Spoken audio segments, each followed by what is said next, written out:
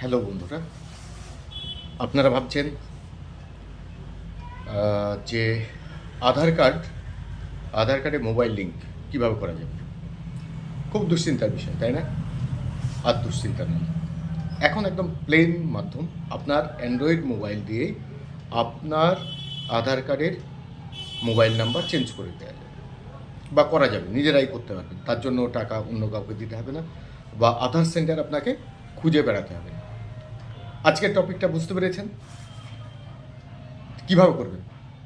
প্রথমে একটা অ্যাপস আছে আধার, আপনার ওই অ্যান্ড্রয়েডের প্লে স্টোরে পেয়ে যাবেন। হ্যাঁ, প্লে স্টোরে আধার দিয়ে সার্চ করবেন।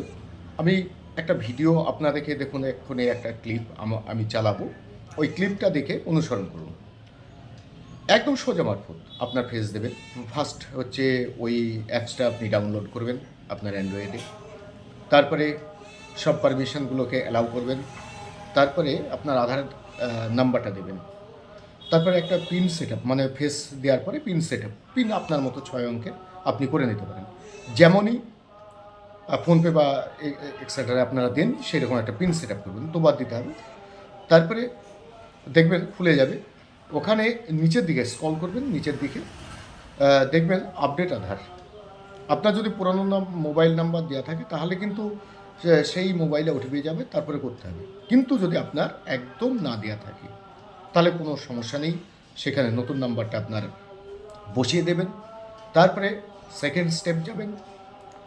স্টেপগুলো আমি পরপর ভিডিওতে সামনে দেখতে পাবেন, একদম সোজা।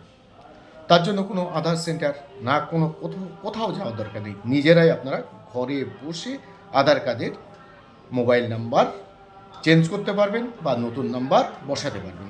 দেখুন ভিডিওটা।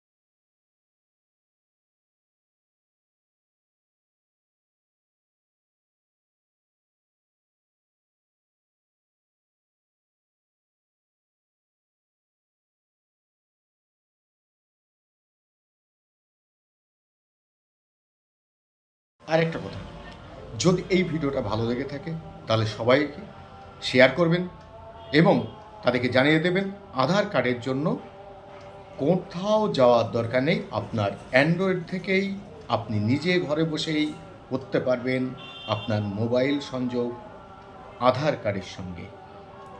তো শেয়ার করে দিন ফটাফট, আপনার বন্ধুরাও জেনে যাক। আর হ্যাঁ, একটা কথা, 75 টাকা ওখানে কাটবে, ফোনপে থেকেই আপনি পে করে দিতে পারবেন। আশা করা যায় ওটা 24 ঘন্টা বা 72 ঘন্টা পরেই আপনার মোবাইল নাম্বারটা চেঞ্জ হয়ে যাবে। Thank you everyone.